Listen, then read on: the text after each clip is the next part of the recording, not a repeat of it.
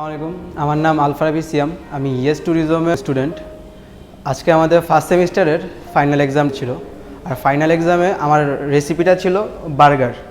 আমার এই ইনস্টিটিউটে 3 মাস কমপ্লিট হয়েছে, আর এই 3 মাসের মধ্যে আমাদের শেফগুলো আমাদেরকে অনেক সুন্দরভাবে বুঝিয়ে দিয়েছেন অনেক রেসিপির বেসিকগুলো।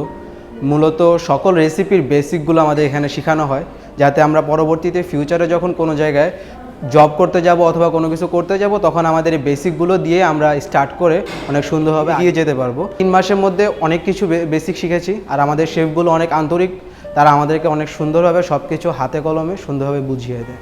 ধন্যবাদ।